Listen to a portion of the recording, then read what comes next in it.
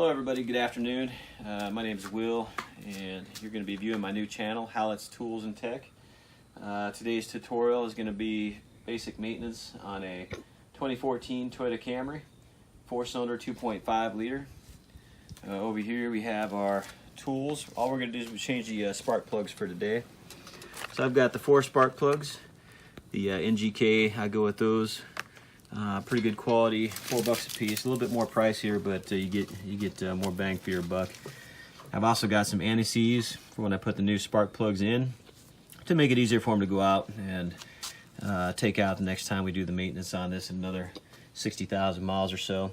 I've also got the connector grease. This is good. We're in a high humidity area here, and we got to put some of that lubrication on the rubber boot. It'll help it take the boot off next time, but also it helps keep some of that humidity out. Additionally, I got my my 5/8 double swivel socket, 3/8 ratchet, and then I got another 10mm socket to take off the coil packs. All right, and also I've got the gap right here so we can check our gap.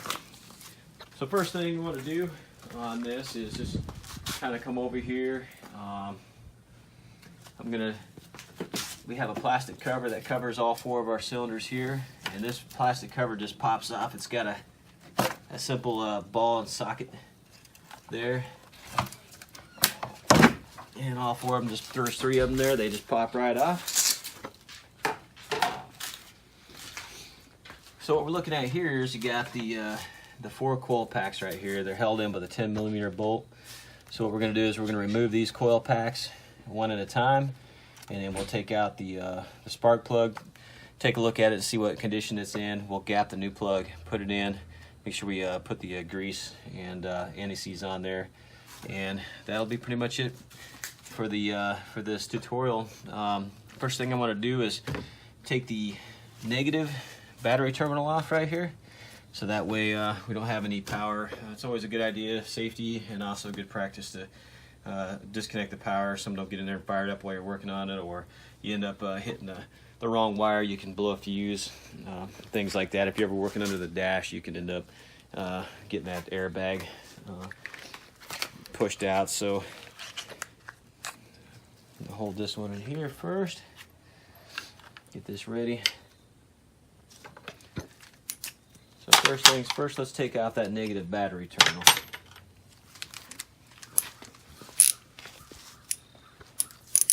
This is just a 10mm right here.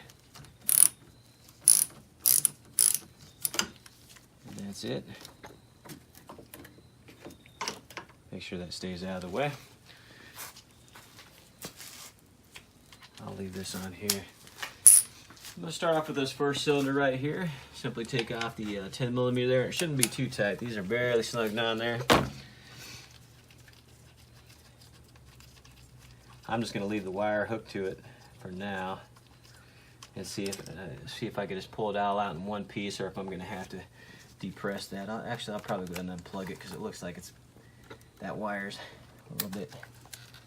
There's not much play in that wire there, so I'll go ahead and take that off for now. I'm going to put my bolt over here so I don't drop it down inside the engine compartment anywhere, and I'm just going to sit there and spin it and pull it out.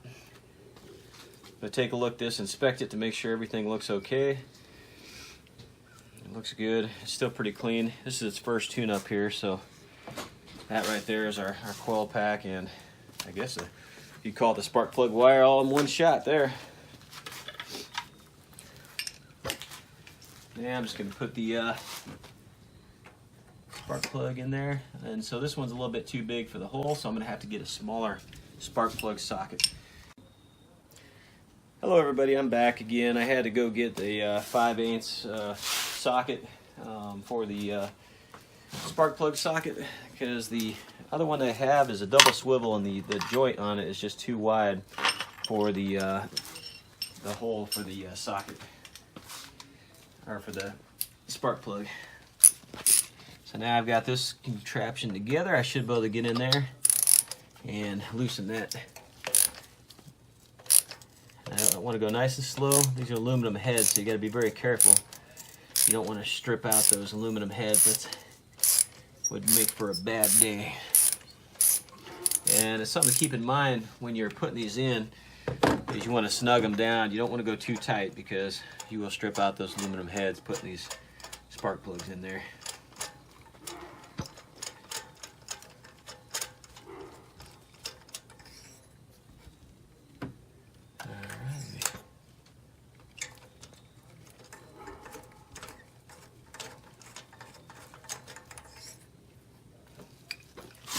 Alright, so I just realized that this spark plug socket is missing the rubber garment inside, so I'm going to have to go get me a tool to be able to pull my spark plugs out. Or another trick you can use is you can just use this one here, just kind of put it on the spark plug, pull it out like that. Well, looking at that right there, it's not too bad, but they got 60,000 miles on them. I think it's definitely time to replace them. So I'm going to come over here to my new spark plug. It's got a little bit wider tip to it, if you can see that. And I'm going to check the gap on this one. These ones here at about 45,000th of an inch, which is about where I want it. So I'm going to leave that right where it is. And then what I like to do is I'm going to put some of this grease. And the trick I like to use for putting the grease up on the inside of this is I'll just put it on the old one here. Or you know what? I'll put it on the new one here so that way I don't get any dirt mixed with that. Just get a little bit on there. And I'll just use my rubber glove to kind of get it kind of worked in there.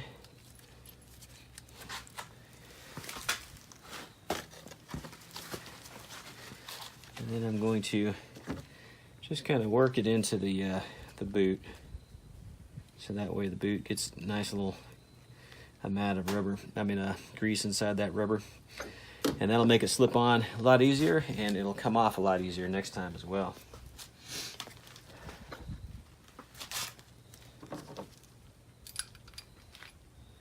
Now before I go any further, I'm gonna go get my better socket for this, so that way it holds this this spark plug up in there, and I'm not dropping the spark plug into the cylinder hole there. So I'll be back in 1 sec. All right, we're gonna try this again. I got one of my other sockets that actually has the rubber garment inside there, and I'm gonna do kind of the same method on this so that this comes off easier. I'm gonna put a little grease on my spark plug, and I'm just going to kind of put it on that rubber there, so that way this will pop off a lot easier. This socket here, I think I'll probably retire that one.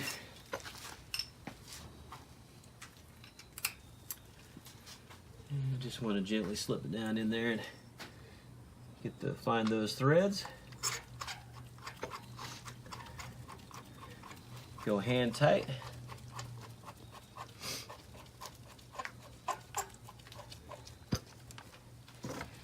And then again, we're just going to snug these down.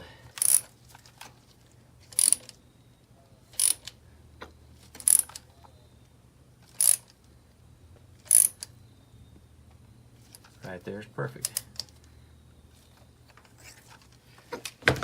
And with that being done, we'll go ahead and put our coil pack back on there.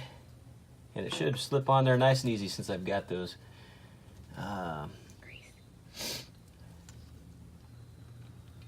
there we go. And there she is right there.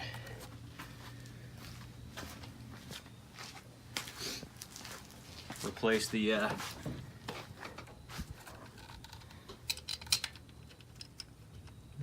bolt holding the rod. And again, this just has to be barely snugged down. You don't have to tighten the bolt on these coil packs. These are plastic. You can easily break them if you go too tight on them. See, a lot of people always over tighten everything. I don't have a torque wrench or anything like that with me right now, so I got to kind of go by feel. And I just snug that down like that. I'm going to go ahead and put that back in like so. And that's one down. Now we're going to go ahead and do the other three. And I'll get back to you. I won't show you all three of these, because that's pretty much all we're going to do for each one of these. And then we'll get to the end, we'll fire it up and see how she does. All right. Alright, I finished it up. I went ahead and changed the other three out the same way I changed that first one. I added the anti-seize to the first one, and then I went ahead and just put my battery terminal back on, so that way we have power. And we are about to start this up. I put all my trash in the bag, set this right here, and double check everything, make sure everything is good and secure. Before I start it up, I'm going to go ahead and check the roll up and make sure it's good. Yep, we're good to go. And then I'm going to put my cover back on as well. Again, this is just lining up the two back first. You line those two up so you can see them. Bring it down, you see this third one, and just pop them on there, and that's it. Pretty easy. I went ahead and put a little of that grease on each of the sockets, so that way it'll pop off easier next time for me as well. All right, we're going to start her up.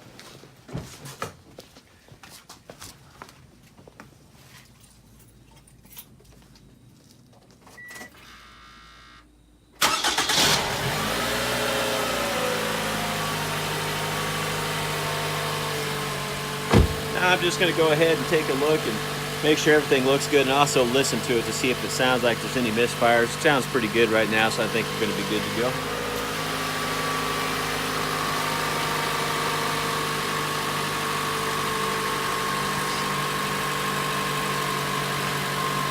All right, I like the sound of that.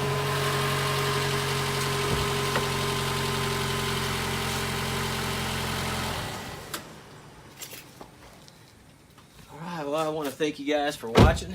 Make sure you hit like or give me some comments if you have anything you want to add. And then until next time, we'll start the next tutorial soon with this 2014 Toyota Camry.